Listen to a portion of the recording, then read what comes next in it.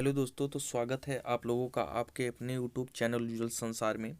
दोस्तों, आज के इस वीडियो में हम जानने वाले हैं जो आपके एग्ज़ाम होते हैं, जैसे वो 11th एग्रीकल्चर के हों, 12th एग्रीकल्चर के हों, या यूपी कैटेट BHU ICR, किसी भी एग्ज़ाम में अगर मक्का की खेती से यानी जो मेज़ होता है हमारा जिया मेज से अगर जो भी क्वेश्चन उठते हैं या पूछे जाते हैं, आज की इस वीडियो में हम कवर करने वाले हैं। तो आप वीडियो को पूरा देखिए, क्योंकि मक्का की जो खेती है वह थोड़ा सा बड़ा है, थोड़ा सा लॉन्ग है। तो आज का यह जो वीडियो है थोड़ा सा लॉन्ग होगा, तो आप वीडियो को पूरा देखिए और समझते रहिए। तो चलिए आज का वीडियो शुरू करते हैं। तो दोस्तों, सबसे पहले हम जान लेते हैं कि मक्का का जो कुल है वह कौन से कुल का है। तो जो मक्का का कुल है वह है ग्रेमनी कुल, जिसे हम पोएसी भी कहते हैं। अगर हम इसकी ओरिजिन प्लेस की बात करें, यानी मक्का का उत्पत्ति स्थान कहाँ से हुआ है, तो मैक्सिको यानी मध्य अमेरिका से हुआ है। उसके बाद अगले पॉइंट पे हम चलते हैं। तो जो मक्का हमारा है वह किस प्रकार का पौधा है, तो C4 पौधा है और परागित प्रोटोएंड्री फसल है। उसके बाद आगे बढ़ते हैं और उसके बाद अगला जो है, अनाजों में सबसे अधिक उत्पादन की क्षमता मक्का में होती है, जिसके कारण इसे अद्भुत फसल भी कहते हैं। उसके बाद आगे बढ़ते हैं। तो क्या कहा है कि मक्का को अनाजों की रानी कहते हैं। उसके बाद अगला है कि इनका दाना केरियोप्सिस कहलाता है। और मक्का, आप ध्यान से इसको देखते रहिए, मक्का गर्म जलवायु का पौधा व जल भराव के प्रति संवेदनशील होता है। उसके बाद आगे है कि मक्का में 10% प्रोटीन और 4% वसा और 70% कार्बोहाइड्रेट पाया जाता है। तो आप इसको याद कर लीजिएगा, ये भी काफ़ी इम्पॉर्टेंट है। उसके बाद इसमें दिया है कि मक्का में प्रोटीन, यानी मक्का में प्रोटीन जीन के रूप में पाई जाती है, तो ट्रिप्टोफेन और आगे, और आप यहाँ देख सकते हैं यूँ लाइसिन अमीनो अम्ल की कमी पाई जाती है। उसके बाद हम जान लेते हैं कि विश्व स्तर पे कुछ क्वेश्चन पूछे जाते हैं। तो देखिए, विश्व में क्षेत्रफल क्रमशः संयुक्त राज्य अमेरिका, चीन, मैक्सिको, भारत है। उसके बाद आगे है कि उत्पादन की दृष्टि से संयुक्त राज्य अमेरिका का पहला स्थान है। आपको जो भी आपके एग्ज़ाम होते हैं उसमें पूछ सकता है कि मक्का उत्पादन में प्रथम राज्य किसका है।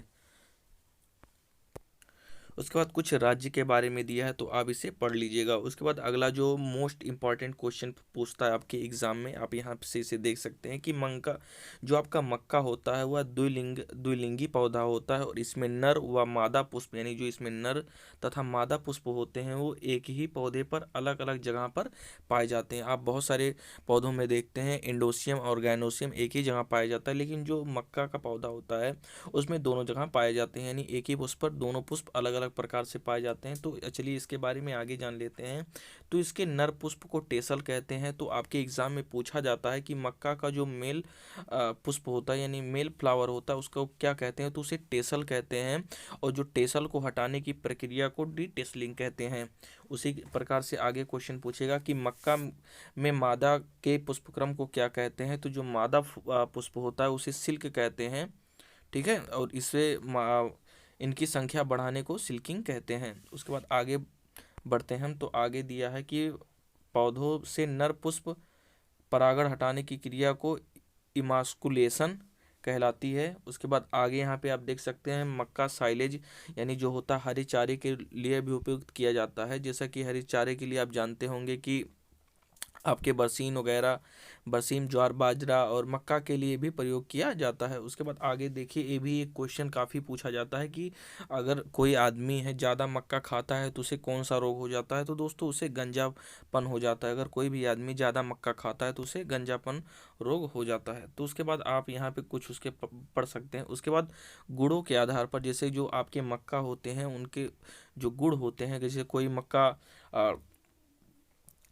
मजबूत होता है, कोई नॉर्मल होता है, कोई सॉफ्ट होता है, तो उसके आधार पर, जो गुणों के आधार पर मक्के को कई भागों में बांटा गया है। तो चलिए हम ध्यानपूर्वक उसके एक एक भाग को, यानी उसके क्लासिफिकेशन को जानते हैं और समझते हैं।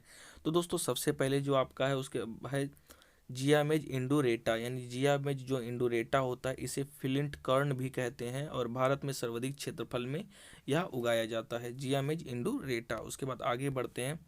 तो जो आगे है आपका, यहाँ पे देख सकते हैं जियामेज इंडेंटेटा, यानी जो जियामेज इंडेंटेटा है इसे दंत कर्ण भी कहते हैं, यानी जो यह जो मतलब मक्का होता है यह दांत की तरह कठोर होता है। और इसकी खेती संयुक्त राज्य अमेरिका में प्रचलन में है, यानी जो इसकी खेती होती है सबसे ज़्यादा इस समय वह अमेरिका में होती है। उसके बाद जो तीसरा पॉइंट है वह है जियामेज सेकेरेटा, यानी जो सेकेरेटा आपका मक्का है, इसे स्वीट कॉर्न भी कहते हैं। यह डिब्बा बंदी के लिए उपयुक्त होता है और यह मक्का अन्य के सापेक्ष मीठी होती है, यानी जो अन्य मक्का होता है उनके सापेक्ष यह काफ़ी मीठा होता है और इसलिए इनके भुट्टो के दाने से पूर्व तोड़कर सेव कर खाया जाता है। तो इस प्रकार से इसमें भी देख सकते हैं। इस प्रकार से इसके बहुत सारे भाग दिए हुए हैं, आप लोग देख सकते हैं। जियामेज इंडोरेटा, जियामेज सेकेरेटा, जियामेज टावर्टा, जियामेज एमाइलेसिया, जियामेज ट्यूनिकाटा, जियामेज सेरेटिना। तो आप इन सब के बारे में स्क्रीनशॉट लेकर पढ़ सकते हैं। उसके बाद हम आगे जानते हैं कि जो हमारा मक्का होता है उसमें किस प्रकार की जड़ें पाई जाती हैं, यानी उनके जो रूट होते हैं वह कौन कौन से रूट होते हैं। तो आप लोग यहाँ पे देख सकते हैं, यानी मक्का व बाजरा में 3 प्रकार की जड़ें पाई जाती हैं, क्राउन या शीर्ष जड़ें, सेमिलन जड़ें और प्रोप जड़ें।